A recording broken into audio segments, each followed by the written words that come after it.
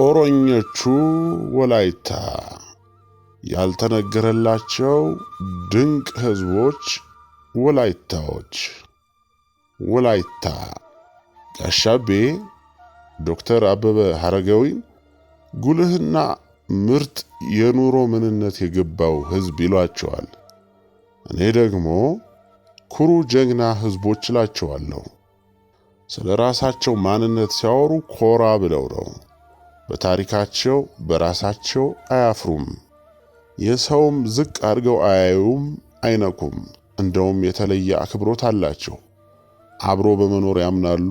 ከተማቸውን ብታዩ የተለያዩ ብሔር ብሔረሰቦች የሚኖሩባት ህብረ ብሔራዊ ከተማ ናት። ኢትዮጵያ ውስጥ አንድ ትግሬ ብቻ ነው ያለው። ማን ነው ያለው? ሁለት ነው ያለው።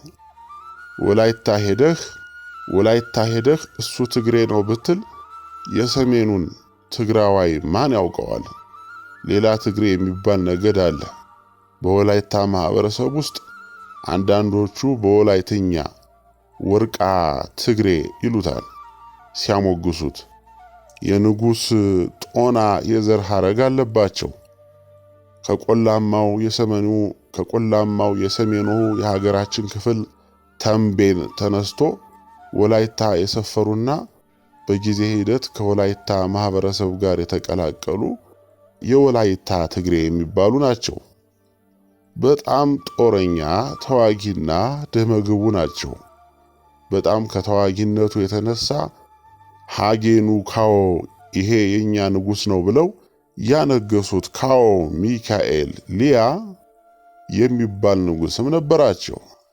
ኢትዮጵያ ውስጥ እስካሁን ድረስ ልክ እንደ እንግሊዝ፣ ፈረንሳይ፣ እንደ አረብ ኤሚሬቶች ሮያል ፋሚሊስ ሁሉ የንጉሳውያን የዘር ሐረግ ያላቸው ቤተሰቦች የተለየ ክብር ይሰጣቸዋል በወላይታ ማህበረሰብ። በሌሎች የኢትዮጵያ ክፍሎች ይህ ቢኖርም የወላይታን ያህል ግን አያክልም። ንግስና ምን እንደሆነ የገባው ህዝብ ነው። በዚህ ስርዓት ተጎድተናል የሚሉ አንዳንድ ሰዎች ባይቀበሉትም ማህበረሰቡ ግን ያከብረዋል። አንድ አባት እንደውም ኩሩ ታሪክ ያኖረለትን ሀገሩን የጠበቀለትን ንጉስ ቤተሰቡን የዘር ሐረጉን ማክበር በወላይታ ባህል የቆየ ልማድ ነው ብለውኛል። ደስ የሚል ፍልስፍና ነው። የነኚህ የንጉሳውያን የዘር ሐረግ ካለብህ ከቤታቸው ስትገባ ወይም በመንገድ ወይም በስራ ቦታ ጎዶ ይሉሃል፣ ጌታዬ ማለት ነው። አሊያም ደግሞ ካውናው ወይም ካዎ ነአው የንጉስ ልጅ እንደማለት ነው። በወላይታ ምድር እየተፈራረቁ 50 ነገስታት ነግሰዋል። እነሱም ካዎ ቢድንቶ፣ ካዎ ሃንሳ፣ ካዎ ሃጥዬ፣ ካዎ ሃጤ፣ ካዎ ዋርዴ፣ ካዎ ዋዳ፣ ካዎ ወዳ፣ ካዎ ሳጋዳ፣ ካዎ ቡሬ፣ ካዎ ሃሩሮ፣ ካዎ ሃላላ፣ ካዎ ባዳአ፣ ካዎ ባዲላ፣ ካዎ ባዳ ገድላ፣ ካዎ ባርች ጎይራ፣ ካዎ ባዲያ፣ ካዎ ባየዎ፣ ካዎ ባየዋ፣ ካዎ ቡራና፣ ካዎ ጎንጋ፣ ካዎ ዳንጉላ፣ ካዎ ዳሞታ፣ ካዎ ሳኔ፣ ካዎ ሳቦሬ፣ ካዎ ሳሞሬ፣ ካዎ ሳጉሎ፣ ካዎ ሳአላ፣ ካዎ ሳሊሞና፣ ካዎ ሳሜ፣ ካዎ ሳቴ፣ ካዎ ዛቴ፣ ካዎ ሳቴ ሞቶሎ ሮቄ፣ ካዎ ሳቴ ሞቶሎሜ፣ ካዎ ታላሜ፣ ካዎ ሞስካ፣ ካዎ ሞቴ፣ ካዎ ኦቼ፣ ካዎ ላቻ፣ ካዎ ግርማ፣ ካዎ አዛኝ፣ ካዎ አዳዬ፣ ካዎ ኮቴ፣ ካዎ ሊባና፣ ካዎ ቱቤ፣ ካዎ ሳና፣ ካዎ አጋቶ፣ ካዎ አማዶ፣ ካዎ ዳሞቴ፣ ካዎ ጎቤ፣ ካዎ ጦና የመጨረሻው ንጉሠ ነገሥት ነበር። እነኚህ ነገሥታቶች የደቡብን ሥርዓተ መንግሥት በመመስረት የሚያህላቸው የለም። የመጨረሻውን ንጉሥ ጦና ብናይ እንኳን ከሌሎች ነገሥታት በጣም ታሪክና ጀብድ የሠራ የራሱን የመገበያያ ገንዘብ የፈጠረ የሚገርም የጦር ስትራቴጂ ያለው የ18 ክፍለ ዘመን ባዮ ዋርፌር ነው። ከጠቢቡ ሰለሞን ቀጥሎ ብዙ ዕቁባት ያሉትም እሱ ሳይሆን አይቀርም። 99 ሚስቶች ነበሩት። ይሄ ሰው ከ2 ሚሊዮን በላይ የእጅ ጠመንጃ፣ በርካታ መድፍ የታጠቁ የሚኒሊክን ጦር ሰራዊትና የሚኒሊክን ጦር ሰራዊትን የተገዳደረ ሰው ነው። ለሸዋ መኳንንትና መሳፍንት ራሱ ሚኒሊክ አልዘመቱም፣ ጦር ነበር የሚልኩት። ብዙዎቹንም አስገብረዋል። አንዳንዶቹም በፈቃዳቸው መጥተው ገብረዋል።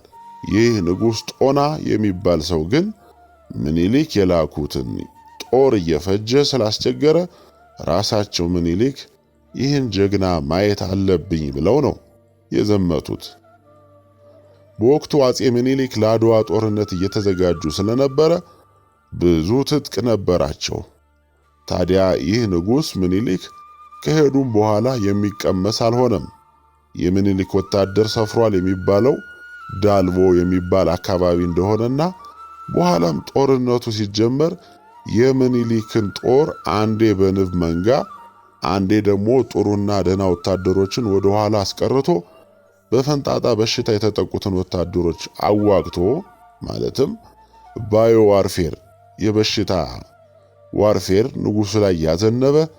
በዚህ በሽታ ንጉሱም ተጠቅተው እንደነበርና በሌላው የውጊያ አውድማ ስር ለስር መሬት አስቦርቡሮ የሚኒሊክን ሰጋር ፈረስ ተዋጊዎችን ገደል እየከተተ ከላይ ያሉ የእህል ሰብሎችን በቆሎ፣ ስንዴ አቃጥሎ ወታደሩን ስራ ስር ድንች፣ ስኳር፣ ቦይና የተሰኙ ምግቦችን እየመገበ የንጉሥ ሚኒሊክን ጦር የፈጀ የሚደንቅ የጦር ስትራቴጂ የጦር መሐንዲስ የነበረ ንጉሥ ነው። ንጉሥ ካዎ ጦና። ጦርነቱ በንጉሥ ሚኒሊክ ድል አድራጊነት ቢጠናቀቅም ከዓመት በኋላ ከንጉሥ ሚኒሊክ ጋር በአድዋ ዘመቻ 3000 ጦረኛ ፈረስ አስከትሎ ጦር እየመራና እየነደፈ እየቀየሰ ለንግሥቲቱ ለጣይቱ ምክርን በመለገስ ጣሊያን ይጠቀምበት የነበረውን የውሃ ምንጭ ያስከበበ፣ ጣሊያንን በውሃ ጥም የፈጀ ነው ንጉሥ ጦና ጋጋ። የመረጃ ምንጭ ቲና በቀለ።